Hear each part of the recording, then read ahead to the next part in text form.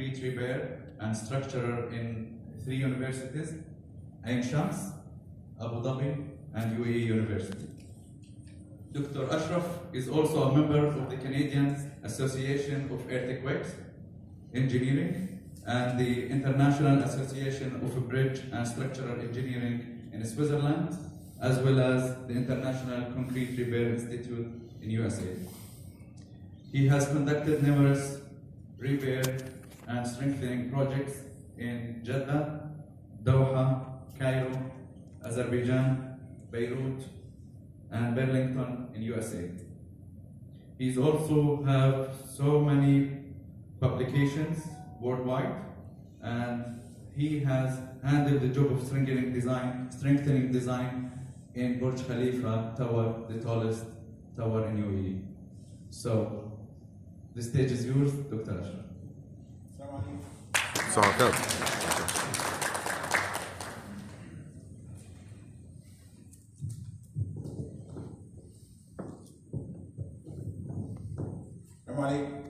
الصحة والكرم. يسعدني أكون معاكم اليوم. It's my pleasure to be with you today. إن شاء الله we're gonna have an introduction to what's the meaning of repair, strengthening, and we're gonna have some of the case studies. I'm going to start with the problems that normally we face in reinforced concrete structures as well as steel structures. We're going to go with the assessment and diagnosis, type of repair and strengthening, what are the codes we normally use in the repair, chemical anchors, and what are the different anchors we can use in our repair and strengthening. And then we're gonna have the second part of our lecture today is the case studies.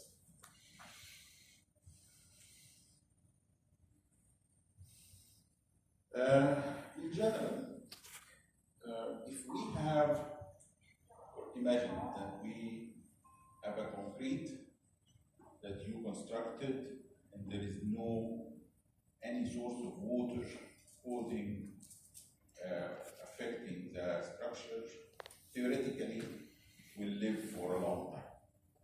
So the problem mainly that we face a lot is the corrosion that we have in the steel structure, in concrete, so that will reduce a lot the service life.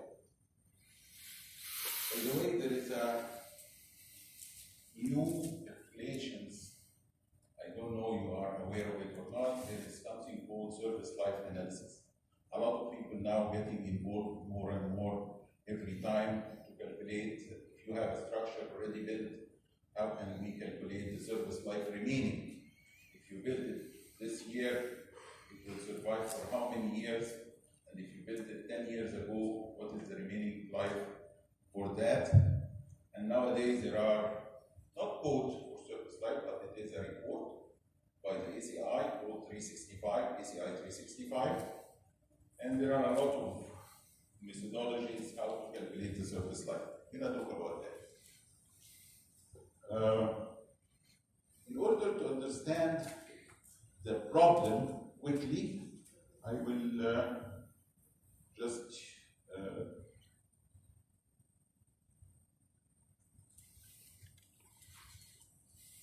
you just calculate that. Yeah, that one. Okay.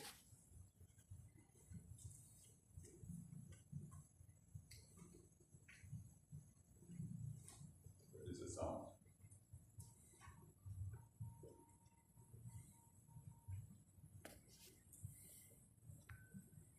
Okay.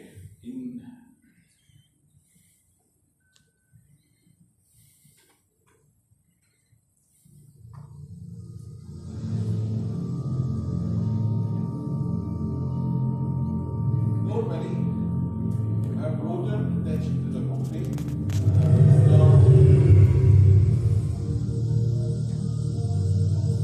Having the oxygen and chloride ions.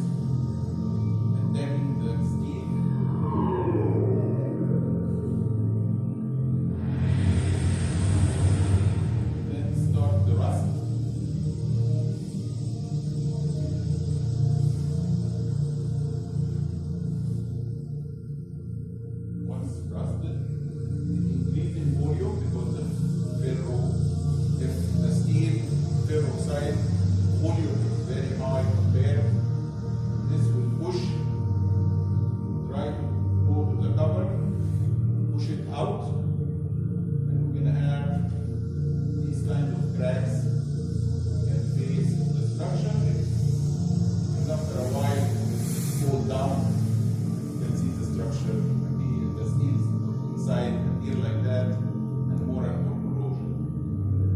So the issue is that we have triangle made of oxygen, chloride, and the coming presentation will show the carbon dioxide as well. And the third is the water. Water, oxygen, chloride, or carbon dioxide. If the three are there, then we're going to have a lot of corrosion. If we can eliminate one of them, then definitely we're not going to have this issue. So let us get to that one. Statistics show that the most widespread cases of deterioration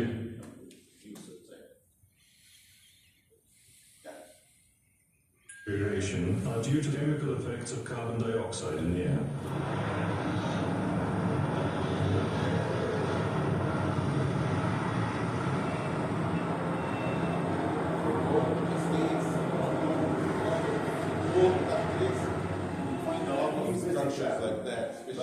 In these cases, the structure of the concrete is in very bad condition.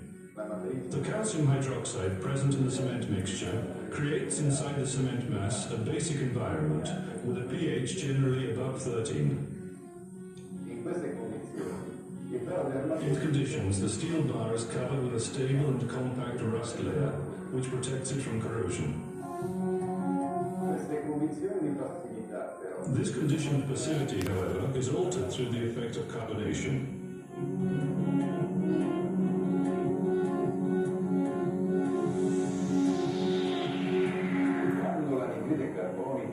When the carbon dioxide penetrates into the concrete, it reacts with calcium hydroxide and neutralizes it. There is a lowering of the basicity of the environment. And with a pH below 11, the steel reinforcing bars inside the carbonated concrete are no longer protected.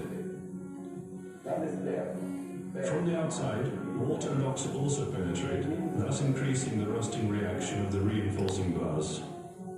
The rust which forms occupies a volume of about 6 times more than the metal from which it originated. And so is the cracking and expulsion of the concrete cover. The rust layer, which encloses and protects the steel bars, remains stable and compact as long as the amount of chloride remains below 0.2–0.3% by weight of cement.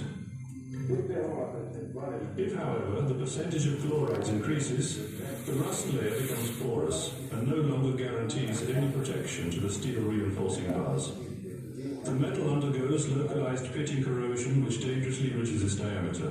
Feared of aggressive agents for concrete, sulfate, which is also to be found in certain soils or natural waters. Sulfate reacts chemically with the calcium hydroxide present in the concrete mass and transforms it into the more luminous gypsum. This product reacts in its turn with the hydrous calcium aluminates, here shown as CaH, transforming it into etchingite. This transformation also results in an increase in volume in the material, with a disastrous effect on the structure.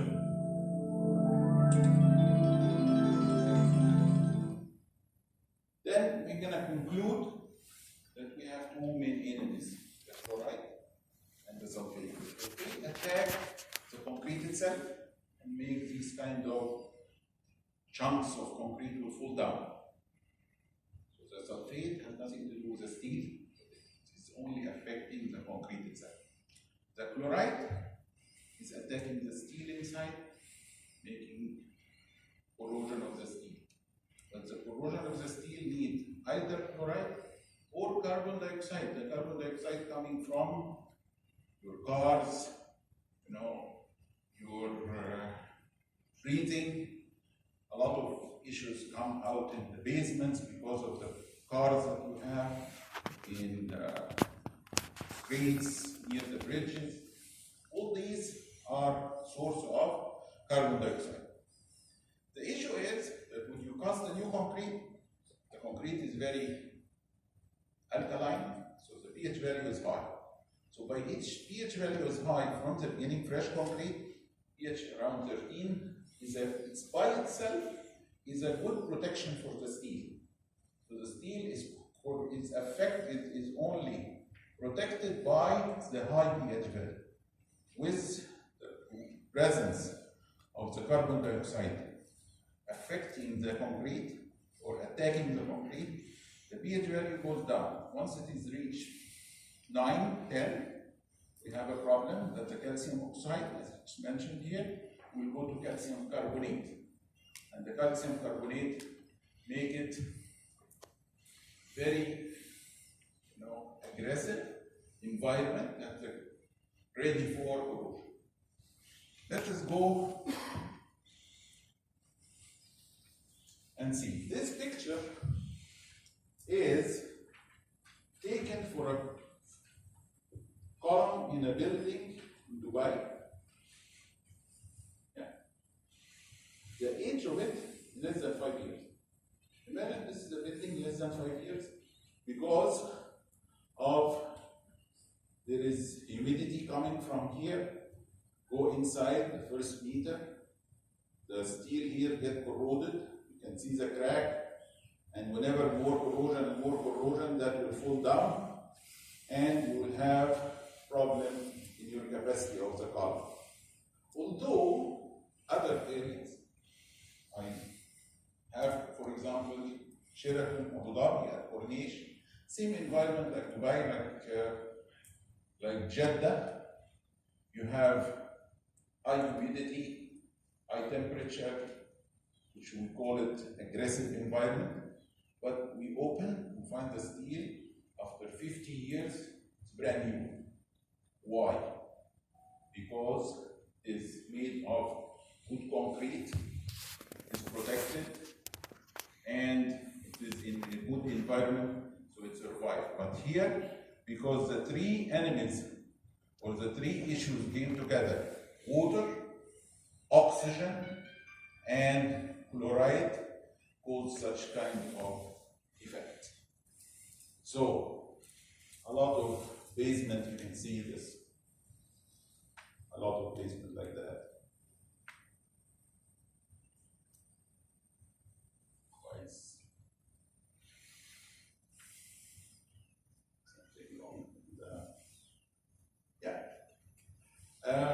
Let us move to another issue we need to discuss, also type of problems that we face. And this is nowadays a lot. This building is constructed to be residential. Then they decide to take this part and make it as a different purpose. Either hospital or mall or whatever. So the change of purpose, change of load that we need to be addressed, need to be assessed in order to continue. Issues like that also we face, that there is problems happen on site. This contractor opened these openings without the consultant know, without the client know. So what happened to this beam? Is it safe or not? Then we need to assess the case. Problems of change in mind in the owner. This villa was constructed, and then after that stage, all the complete finish, start having here the blocks, and then the client decide, I need to remove this column. Can we do that? Fortunately, you have to obey the client and you have to find solutions. Other problem, I'm just counting problems that we're gonna deal with as a repair and strengthening. This is a problem of settlement due to either uncompacted soil or layer of soil which having problems, settlement after either water came out of the place, or this case especially, it was a layer of very thin layer of salty material, and with water it washed down and the structure came like that. Sometimes it is a design problem. This community nowhere outside Abu Dhabi, and it is built like that, ready to be used, and majority of the structure here are already occupied. One day, and suddenly, this area, one pipeline here burst, the water go in the soil was fully loaded or fully saturated with water.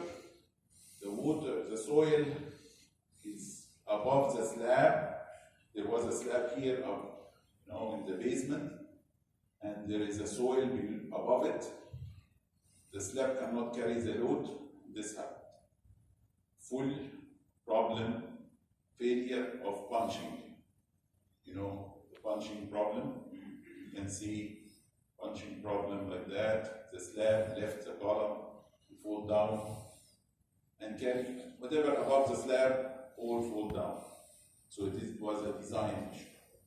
I will talk about that. Fire. A lot of problems come from fire. The slab, beams, columns affected with fire.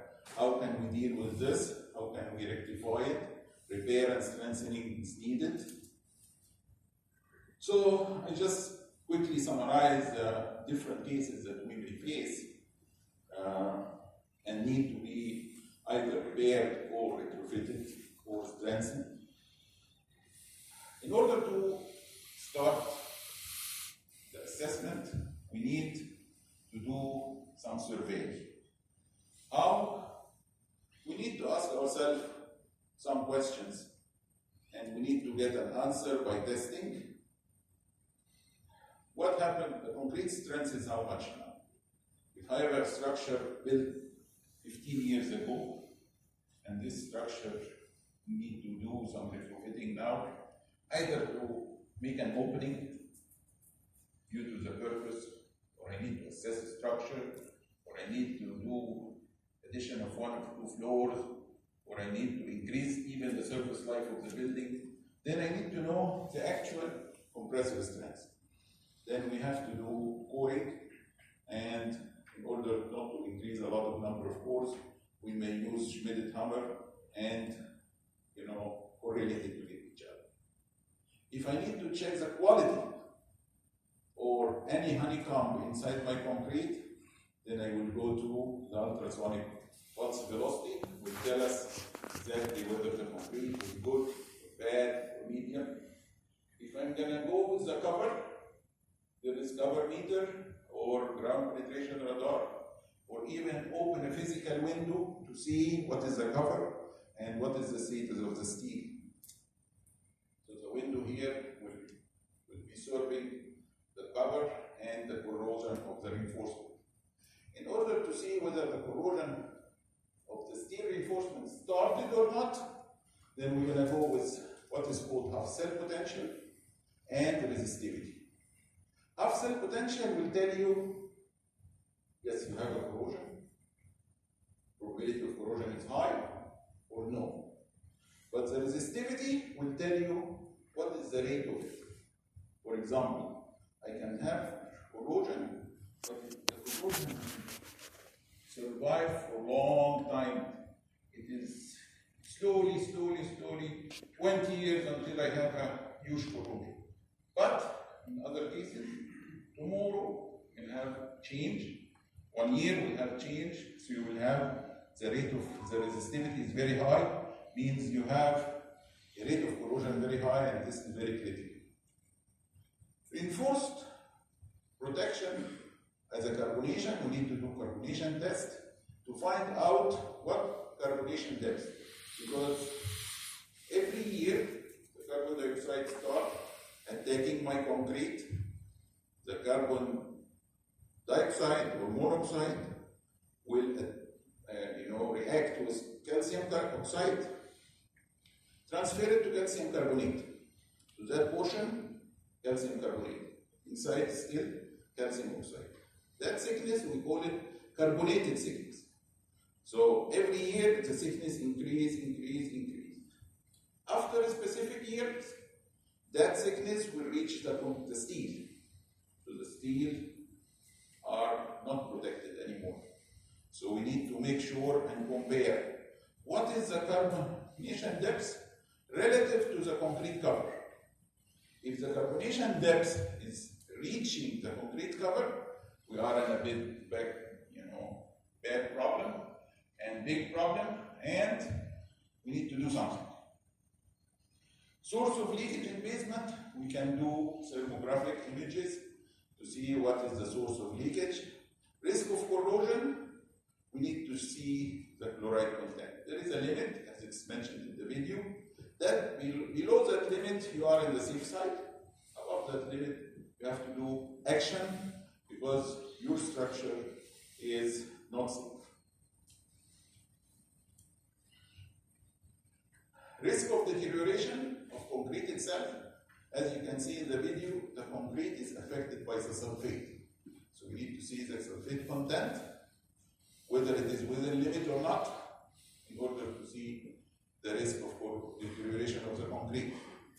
Concrete surface soundness, we need to check by hammer test to see whether it starts delaminating or not, because the steel now, it will start corrosion, it will increase in volume. You have an element, for example, column, you have a cover here, and a huge concrete inside. Now the bars start to enlarge. No way it will push, not this full amount of concrete, it will push the cover. So the cover will push, it will start, delaminating from the steel. So by knocking the hammer, you will find out that you have a delamination, which is a start to spool and fall down. Concrete bond by pull-off test. Structural behavior can be done by a load test, and just summarizing all the tests that need to be as a requirement for the assessment. Now, let us see quickly the test that we were discussing right now. This is a ground penetration radar. This is the test by hammer test. This is the issue of, as we can see in the video, that the increase in volume push the cover and fall down. This device is called half cell potential. It can be applied on the surface, and we can know, if we put it here in different locations, what is the potential inside and what is the probability of corrosion. This is a device for resistivity. You can measure the cycle and see whether it is high resistivity or not. This is the test of carbonation, and that is the pull-off test.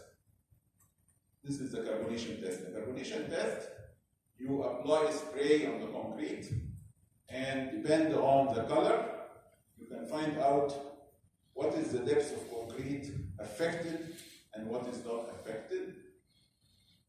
This is a core machine in order to get the strength of the concrete. Now, let us study quickly the strength of your building with time. If we build a new building, you have a good reliability for your building because it is a new building. But after a specific time, corrosion will start. If we can prevent this corrosion and push it along, this period will be long. Then you have the structure surviving for a long time. Once the corrosion starts, then we have the